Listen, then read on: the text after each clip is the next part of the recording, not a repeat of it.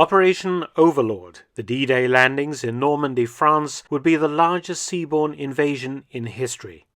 By the end of D-Day, June 6, 1944, 160,000 United States, British and Canadian troops were ashore, having successfully secured 5 landing beaches, losing just under 4,500 killed.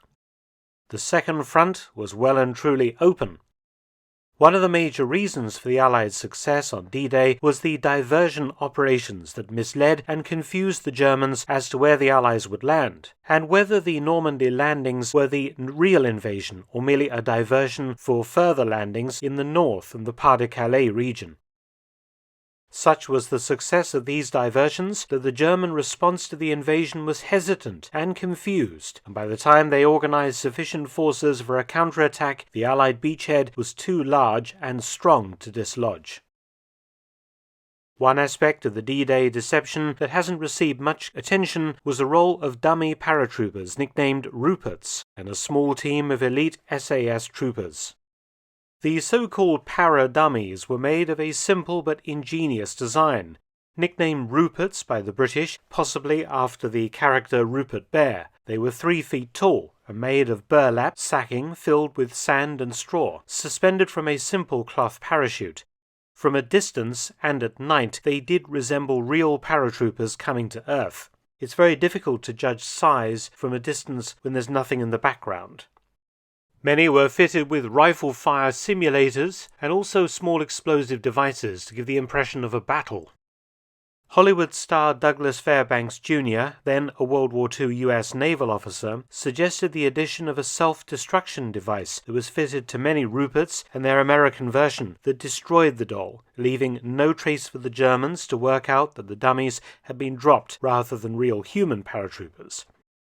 Another innovation was created by Ian Fleming's brother Peter, an Army intelligence officer during the war, called pintails, a device that landed and launched flares to simulate the firing of signal pistols by paratroop officers during operations on the ground. The use of the Ruperts would be part of something called Operation Titanic. Operation Titanic was divided into 4 separate missions. Incidentally, the name Titanic was probably chosen due to the one-way nature of the missions for the human soldiers who would accompany the Ruperts into battle. The SAS was approached to provide small teams of men to drop with the Titanic missions and set up noise effects, including pre-recorded sounds of men shouting orders and firing weapons, as well as setting off real explosive charges. The aim being to convince the Germans that full-scale battles had erupted and to rush reinforcements to these afflicted areas, thereby drawing German troops away from Allied landing areas that would be used later in the day. Titanic Mission 1 dropped north of the Seine River in the Seine-Maritime department of Normandy, simulating the drop of an Allied airborne division. 200 Ruperts and 2 small SAS teams were dropped.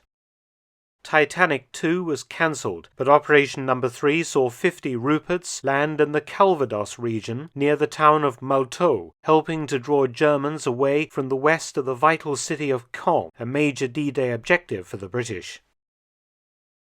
Titanic Mission 4 was the largest operation. 200 Ruperts landed near Marigny in the Manche, along with 2 SAS teams, landing by parachute near the town of Saint-Lô. 6 SAS landed successfully after parachuting from short Stirling bombers of No. 149 Squadron Royal Air Force. They immediately set to work activating the special sound equipment that simulated gunfire in addition to the explosions and noises being generated by the landing Ruperts. It must also be remembered that as the Titanic missions were unfolding, 27,000 British, US and Canadian paratroopers and glider troops were also dropping and landing across Normandy, hours before the first beach landings commenced, to capture strategic points and sow enormous confusion behind the German lines. So were the Titanic operations successful? Yes, they were. At 2 a.m. on the 6th of June, German units began reporting Allied paratroopers landing in the Titanic drop zones. Some German units were diverted to intercept these landings. In the area where Titanic 3 landed, units of the 12th SS Panzer Division Hitlerjugend was sent to investigate, weakening the German defences around Caen, while Titanic 4 near Saint-Lô was investigated by a Kampfgruppe or battle group from the 915th Grenadier Regiment, which was the operational reserve for the German 352nd Infantry Division defending Omaha Beach, and also the areas where the US 101st Airborne Division would drop, helping the later US landings that day. The regiment spent hours combing woods and fields for the elusive Allied landing, when they were desperately needed to help the hard-pressed German defenders at the coast. The SAS, however, suffered for their successes. The men who dropped with Titanic 4 in the Cherbourg Peninsula ended up being hunted by German forces for 3 weeks, unable to link up with advancing Allied forces. Eventually cornered in a barn, they fought it out with German paratroopers until forced to surrender. 6 SAS gave themselves up, nearly all of them wounded. 2 of them were in a German military hospital that was liberated in northern France in August and returned home as decorated heroes. Sadly, 8 SAS members did not return, either killed in action or captured and sent to Belsen concentration camp, where they were later shot by the SS as per Hitler's infamous commando order.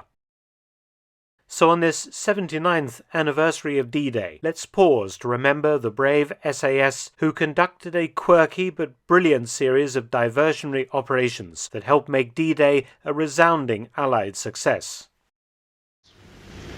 Our enemy in this campaign was strong, resourceful, and cunning, but he made a few mistakes. His greatest blunder was this. He thought he could break up our partnership. But we were welded together by fighting for one great cause, into one great team, a team in which you were an indispensable and working member. That spirit of free people, working, fighting, and living together in one great cause, has served us well on the Western Front. We in the field pray that that spirit of comradeship will persist forever among the free peoples of the United Nations. Many thanks for watching. Please subscribe and share, and also visit my audiobook channel, War Stories with Mark Felton. You can also help to support both of my channels at PayPal and Patreon. Details in the description box below.